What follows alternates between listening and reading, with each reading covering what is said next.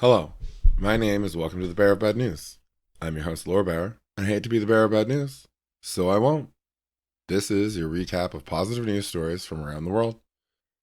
Articles included in this broadcast were originally published from April 23rd to 26th, 2026.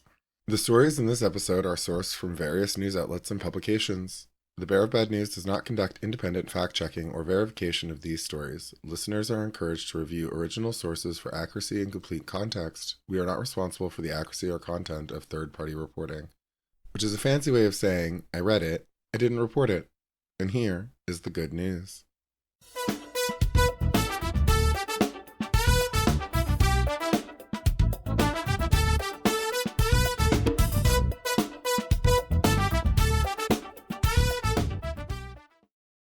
First up, Algeria eliminates trachoma as a public health problem. From who.int, the World Health Organization has validated Algeria as having eliminated trachoma as a public health problem, making it the 10th country in whose African region and the 29th country globally to achieve this significant milestone. Affecting the eye, trachoma is the leading infectious cause of blindness worldwide. Globally, the disease remains endemic in 30 countries and is responsible for the blindness or visual impairment of about 1.9 million people. According to latest figures, 97 million people live in trachoma endemic areas and are at risk of trachoma blindness. The disease is caused by the bacterium Chlamydia trachomatis, which is spread through contact with infected eye discharge via hands, clothes, or flies. Repeated infections can lead to scarring of the inner part of the upper eyelid, turning eyelashes inward to scratch the eyeball, a painful condition known as trachomatis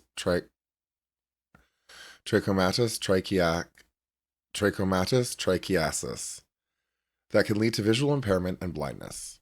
Algeria's elimination of trachoma is a historical triumph and connects the past, present, and future of public health, and is rooted in a century-long commitment, says Dr. Tedros Adhanom Ghebreyesus, WHO Director General. This milestone proves that with sustained political will and on-the-ground leadership from committed health professionals, we can eliminate neglected tropical diseases and build a healthier, more resilient future for all. Algeria's fight against trachoma dates back to the early 20th century, with the establishment of the Pasteur Institute of Algeria in 1909. After independence, Algerian physicians led by Professor Mohamed Ouchiche took charge of this work. Their efforts were strengthened by the creation of a national public healthcare system that began to provide free services to patients in 1974. For decades, Algeria implemented the WHO recommended safe strategy to eliminate trachoma. These activities included provision of surgery to treat the late blindness stage of the disease, trachomatis trichiatis, or TT, conducting mass administration of antibiotic treatment, carrying out public awareness campaigns to promote facial cleanliness and personal hygiene, as well as improvement in access to water supply and sanitation. To accelerate trachoma elimination, Algeria implemented a 3-year strategy in 2013 to 2015 and established a national expert committee. The focus was on eliminating trachoma in 12 southern wilayas, provinces, including Adrar, Laghouat, Biskra, Béchar, Tamanrasset, Ouargla, El Bayad, Ilitsi, Tindouf, El Oued, Naama, and Gardaya, where the disease remained a public health problem.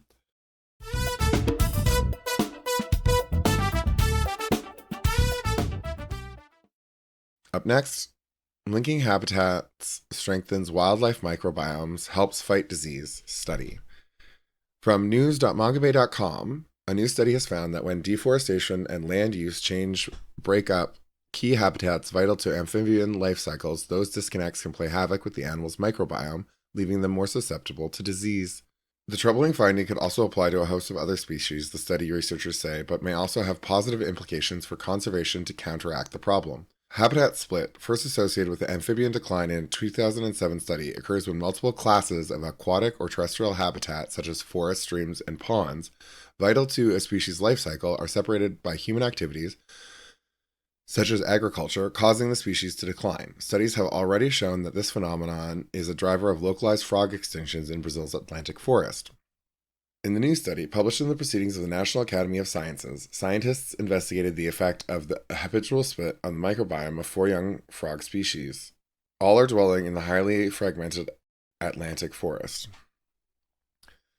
They found that where forest and aquatic habitats are interlinked, frogs are more likely to host skin microbes that inhibit the deadly fungal pathogen Bactrochotrium dendrobatitis. This fungus, known as chytrid, is responsible for large-scale declines of hundreds of amphibian species across the globe. Importantly, the skin microbiome of frogs living in these areas where these habitats were split hosted fewer pathogen-fighting microbes, leaving the frogs more susceptible to infection. Two of the frog species sampled also had higher loads of chytrid on their skin.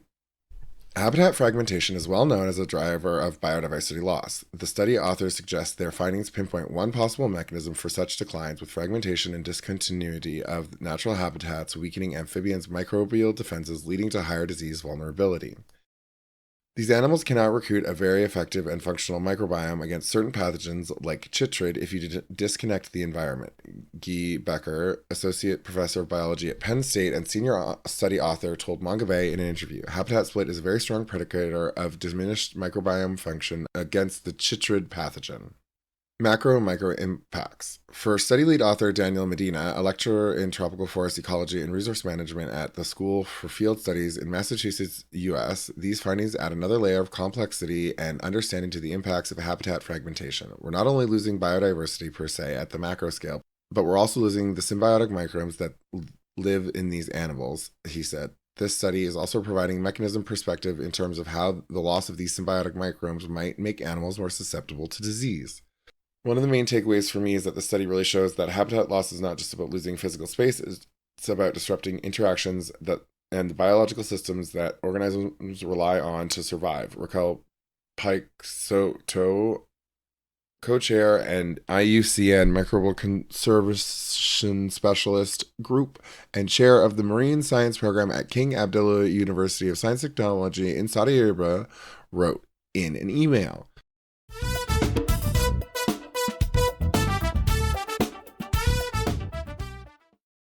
Up next, Colombia Indigenous groups have key role in transition to renewable energy. From the BogotaPost.com, 30 years ago, Colombia's Uwa people were ready to commit mass suicide by jumping off a 500-meter cliff. The close-knit indigenous community would rather die with dignity than succumb to oil exploration on their ancestral land. The Uwa announced their dilemma in 1995 in an open letter that ricocheted around the world. It was no empty threat. 400 years before, their ancestors had jumped from the Alto de los Infideles, Cliff of the Infidels, rather than submit to the Spanish colonial yoke. The Uwa were the first to call oil the blood of the earth, explains Kevin Koenig, Director of Climate and Energy at Amazon Watch, a U.S.-based nonprofit. The Uwa were the first to say that oil needs to stay in the ground. They warned us against its extraction and its impacts on the world. Amazon Watch has supported the Uwa to resist extractive industries over the same 3 decades, along with dozens of others at-risk communities in Latin America. This week, in groundbreaking conference in Santa Marta, some of those efforts will come full circle at the first global summit of transitioning away from fossil fuels. The 6-day conference, starting April 24th, will host 50 countries, delegations, plus dozens of civil society organizations.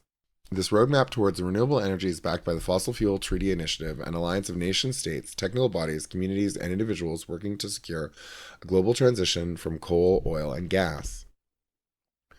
For the organizers, the timing is critical, with the climate upset, fuel shortages, and war in the Middle East, and big oil's sticky grip on geopolitics more exposed than ever. There's never been a better moment to move to renewable energy. A key part of the conference will be representation from indigenous communities. The Uwa, along with many others, will have a voice at the table. Glacier gone. For Koenig, it is also significant that the inaugural meeting is in Colombia, one of the world's most biodiverse countries, but also an oil producer moving to curb fossil fuels and embrace renewables. There is further symmetry in the location. A small coastal city of Santa Marta is just over the hill from the Uwa territory, which straddles the tropical glaciers of the El Cucuy mountain range, Koenig tells the Bogota Post. A hiking route of the same mountains is known as Colombia's Climate Change Trail. See the ice before it melts. Prophetically, just 3 weeks before the conference's kickoff, the IDEM Climate Agency reported that a glacier in the heart of the Uwa territory had melted for good. Satellite monitoring confirms that Los Cerros de la Plaza glacier coverage is today at 0 square kilometers. It announced matter-of-factly, living these realities gives indigenous communities such as the Uwa, wedded to nature and geography, a powerful voice in the transition from fossil fuels.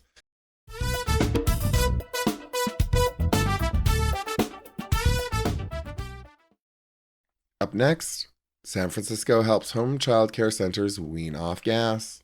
From canarymedia.com, in January, learned Zint's gas water heater croaked.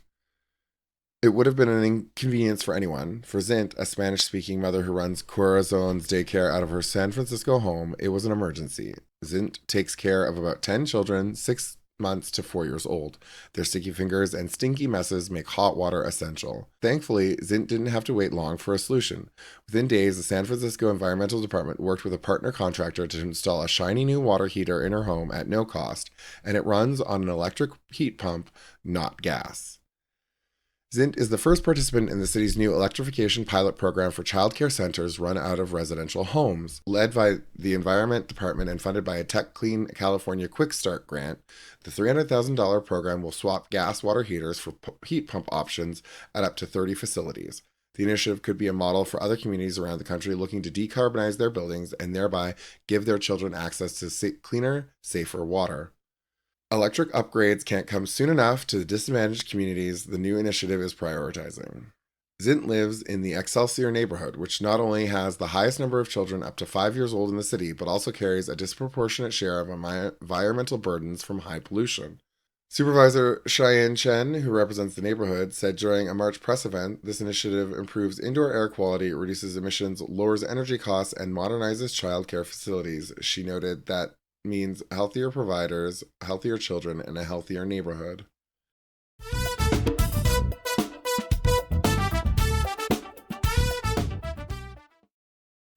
Up next, pillow warns deaf people at night during burglaries and fires. From HISA.de, a team of scientists from Nottingham Trent University has developed a pillowcase that wakes and alerts deaf people at night through vibration, for example, in case of burglary or fire alarms. The pillow receives alarms from external alarm systems via a linked mobile phone. Most available night alarm systems for deaf people are placed under the pillow and are quite large, so they can disturb sleep. The electronics developed by the NTU scientists, on the other hand, are thin and flexible. They are housed in a cover that is pulled over a standard pillow. The normal pillowcase is then placed over this. Alerting via smartphones. 4 small haptic actuators measuring 3.4 millimeter by 12.7 millimeter are built in. They are embedded in a yarn-like structure and attached to the underside of the cover so that they are not on the sleeping side of the pillow and can disturb sleep. A smartphone is wirelessly connected to the electronics via a microcontroller. External home alarm systems that communicate with the smartphone can thus send their alerts directly to the smartphone pillowcase. This system distinguishes between different alarms, such as those for burglary alarm attempts and fire. Calls are also detected and, if necessary, excluded from the alerts. In the event of an alarm, different vibration patterns are output depending on the type of emergency signal, which can be interpreted accordingly by a deaf person. The vibrations are said to be very intense and can even wake deep sleepers, according to the researchers. The scientists collaborated with users from the deaf community during the development of the alarm pillowcase and took their suggestions into account. According to the researchers, intensive durability tests have also been carried out. The cover with integrated electronics survived washing machine cycles. The scientists are now working on further developing the system and are currently looking for an industrial partner to bring the product to market.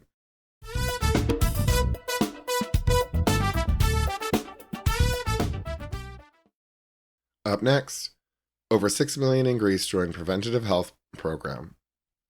From tovima.com, a major public health shift towards prevention rather than treatment is underway in Greece, according to officials and experts speaking on a panel at the Delphi Economic Forum focused on healthcare reform. At the center of the discussion was the country's national preventive health initiative known as Prolamvano, I Prevent, which has already reached more than 6 million citizens. This program includes screenings for breast and cervical cancer, colorectal cancer, and cardiovascular diseases. A senior Greek health official said that early testing has already led to the detection of around 200,000 medical cases at an early stage. She added that preventative cardiovascular screenings alone is estimated to have helped avert approximately 60,000 strokes and heart attacks, stressing that prevention is saving lives here and now, not just in the future. Experts described the program as the most significant preventative health initiative ever implemented in the country, highlighting its scale and early impact on public health outcomes. A shift in healthcare strategy. Participants in the discussion emphasized a broader transformation in healthcare systems, moving away from a model focused mainly on treating illness towards one that prioritizes early detection and prevention.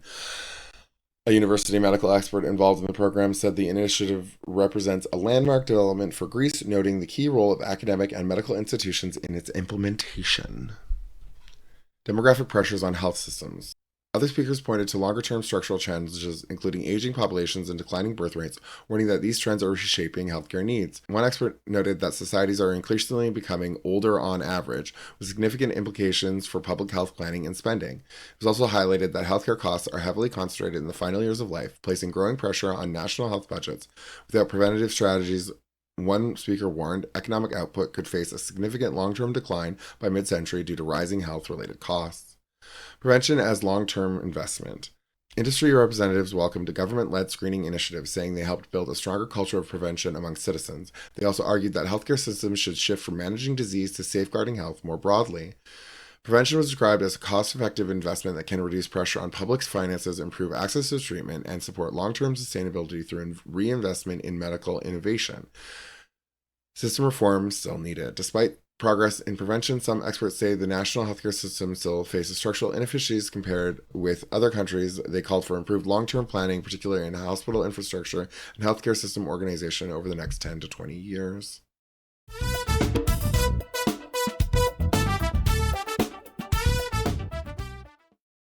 Up next, the planet needs prosperous forests. These scientists are planting more than 33,000 trees to find the perfect species blends.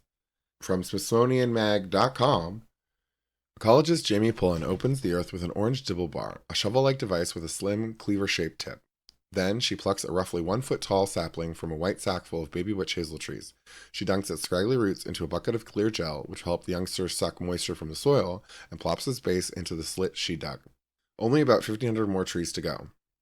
Pullen and her colleagues at the Smithsonian Environmental Research Center in Edgewater, Maryland, are building a 22-acre forest. It's unlike most you'll find elsewhere in the United States, or even in the world. This one will be a carefully planned patchwork of plots with tightly controlled variables, such as certain species combinations, to test how they might affect the tree's growth and environmental benefits. The planting of 33,518 saplings from 20 species marks the beginning of a decades-long experiment called the Functional Forest Project. SERC scientists aim to explore how tree biodiversity merges multiple reforestation goals, such as building fire-resistant and climate-resilient forests, recruiting new animals like vital pollinators, producing food, and increasing timber. The researchers, alongside volunteers, have been toiling away on 200 sections, many of which will house a 5-species blend of trees. Other plots will contain a single species or no trees for comparison. Select mixtures lean towards specific objectives, such as the timber-centric blend of sycamore, bald cypress, black cherry, loblolly pine, and poplar, as well as the wildlife recruitment-centric combination of Chickasaw plum, black chokeberry, persimmon, hazelnut, and witch hazel. The main question is, when you plant these mixtures, can you get more than just one benefit out of a forest, says SERC ecologist John Parker, who co-leads the project with conservation biologist Justin Nowakowski. 38 unique species combinations will help the team figure out the co-benefits of each. They'll also investigate how tree spacing and fencing off some of the trees to protect them from deer might affect short and long-term reforestation costs and goals. The team has spent many of their workdays outside since last August, transforming a former soybean farm into their test bed. Even after a heavy snowfall in January, the researchers and volunteers dug holes in the hardened snowcrete and stuck thin bamboo stakes into the ground to map where each tree should go. They began planting the trees purchased from the Maryland Department of Natural Resources in March, and they hope to finish in the next few weeks, depending on weather. Drought in Maryland this month had delayed planting since saplings wouldn't fare well in dry conditions, but on a good day, a team of up to 6 staff and 8 volunteers can plant nearly 2,000 saplings. The experimental forest status will be tracked with sensors that measure air and soil temperature, along with soil moisture every 15 minutes. The team will also regularly fly a drone over the trees to measure their heights and shapes and record how they grow. And they will eventually add camera and pitfall traps and record and audio recorders to see which animals and insects visitors stop by.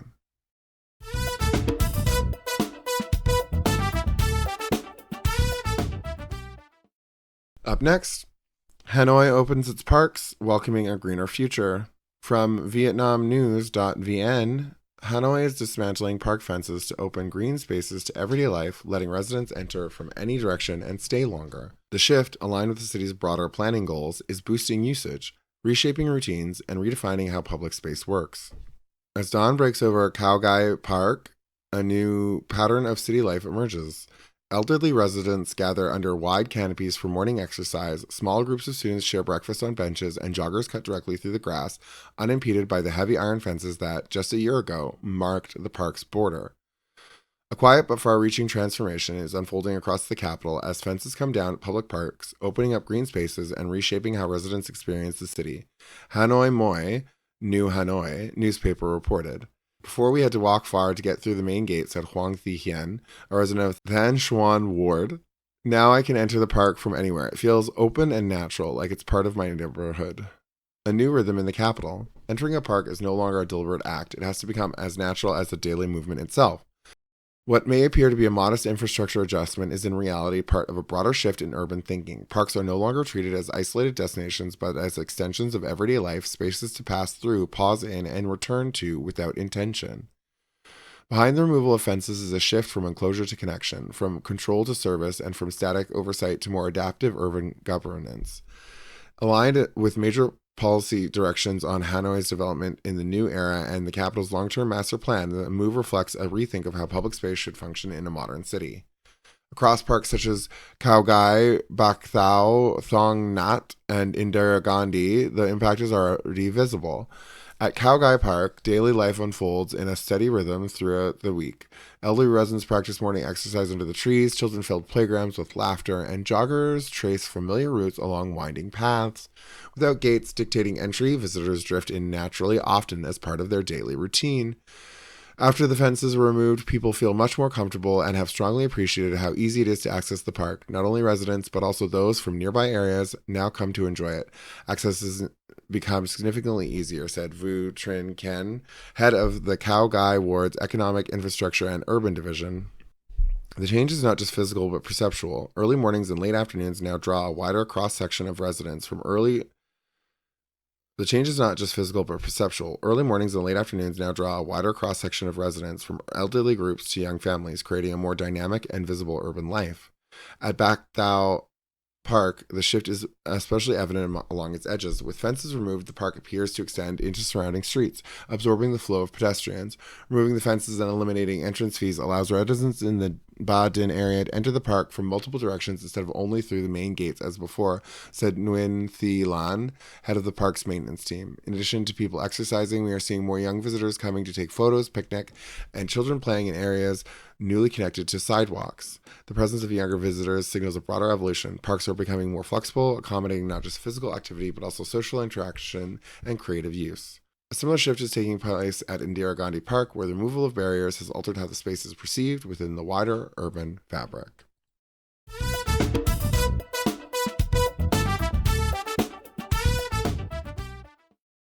Up next, new affordable housing opens in Idaho Springs, Colorado, offering rare opportunity for local workers. From CBSNews.com, new affordable housing is now coming online in Idaho Springs, giving mountain workers something that has been hard to find for years, a modern place they can actually afford to live. The 3 new buildings at the Fieldhouse Apartments sit just off Interstate 70 on land that used to be the school football field.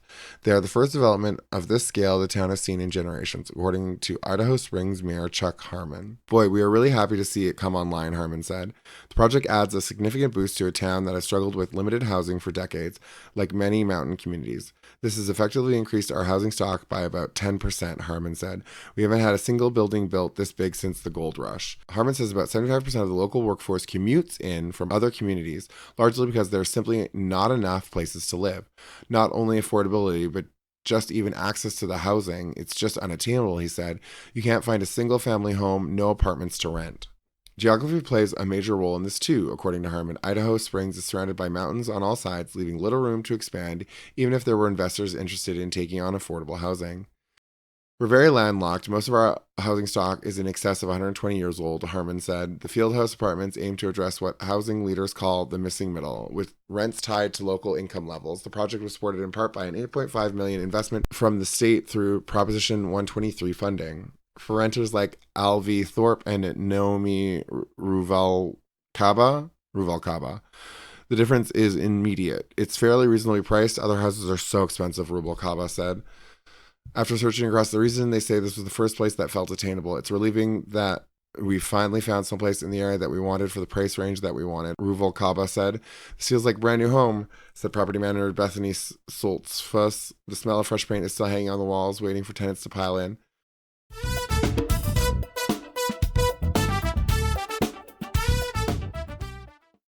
Up next, who approves first malaria drug for babies? From DW.com.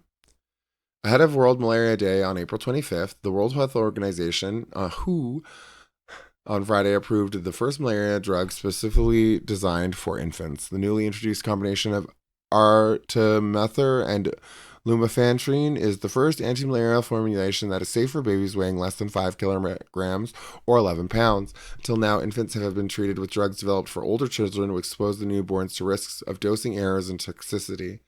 What does the malaria drug approval mean?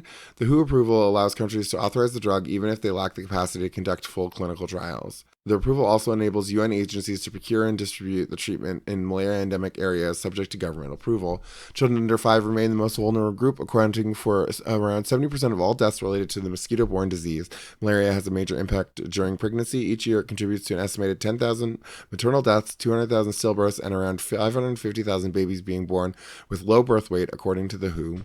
Since 2000, global efforts have led to significant progress with an estimated 14 million deaths averted, the WHO says. Nevertheless, malaria remains a global health challenge with about 282 million cases and over 500,000 deaths reported in 2024.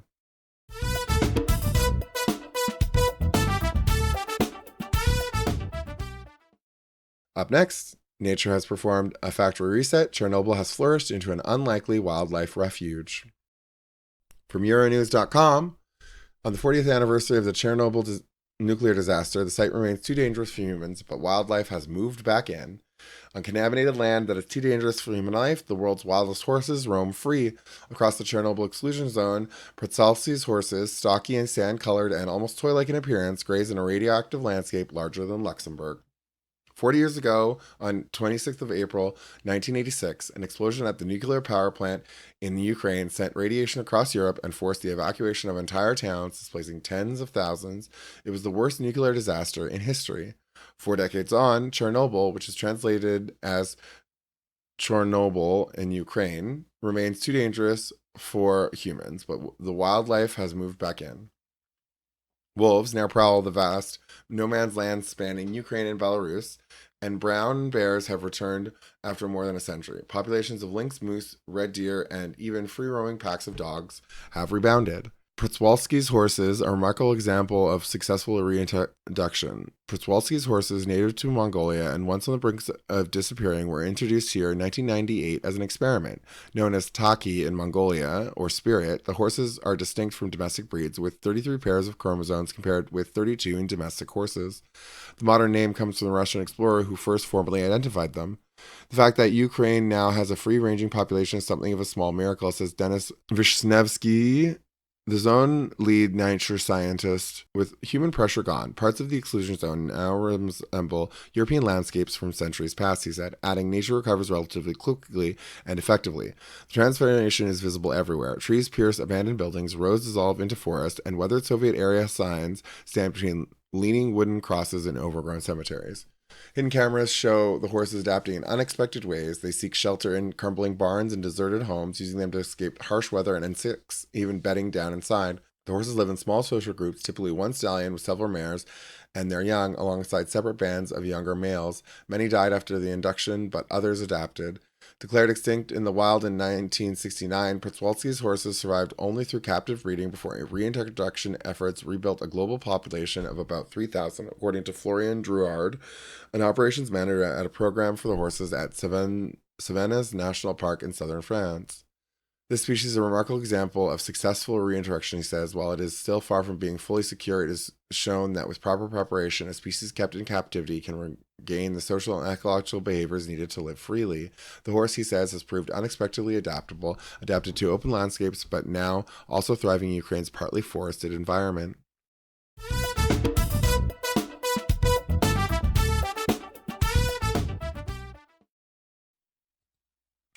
And lastly, we have historic immunization catch-up campaign reaches 18 million children.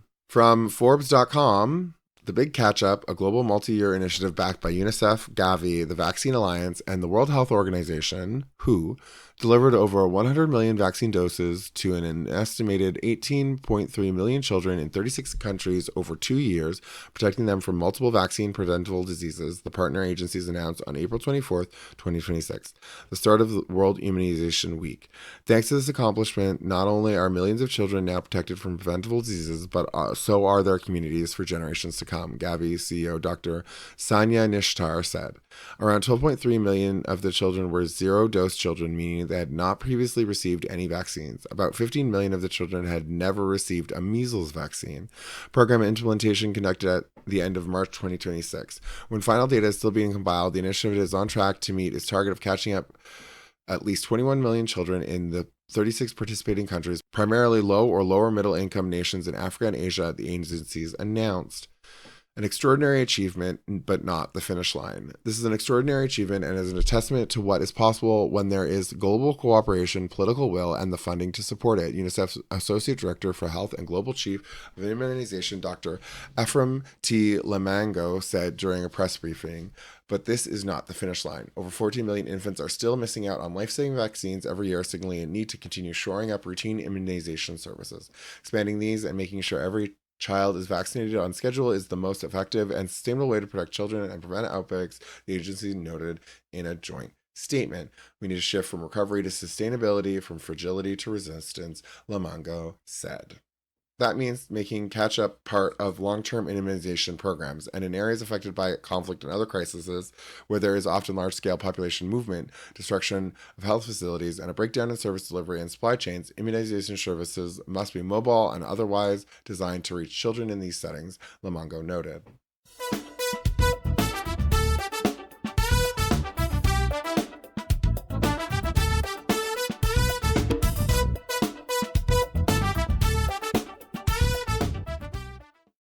And that is the end of this episode. Hopefully it added a little positive joy to your life. Before we end, I have our final segment of the show, something I like to call a tale of two paragraphs. In this segment, I take the first and last paragraph from an article on Substack or another similar source and read them to you, to encourage you to go read the article yourself. Many people forget the power of the written word to move us and how intriguing the middle of the story is. The less I read, the better, but people often want to know how we got to endings more than the endings themselves. And maybe then you will go exploring the Substack and read the paragraphs in between. Sheep accuse farm management of governing through snack scarcity.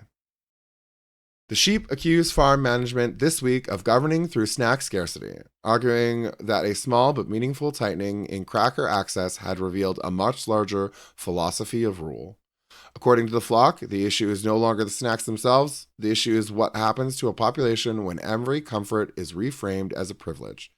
Every request is met with a memo about discipline, and every sign of abundance somehow remains visible near the top of the organizational chart. A few paragraphs in between, and an ending of, by sunset, the flock had reached a broader conclusion. A farm can make careful choices. A country can also do the same. But when scarcity becomes the language through which ordinary life is organized, people eventually start to notice that the tightening usually arrives first in the bowl and much later in the boardroom. For more from the Daily Pasture, visit substack.com/@dailypasture. We hope you enjoyed our show, everyone. Thanks for tuning in. And until next time, I hate to be the bearer of bad news, so I won't. Have a good day.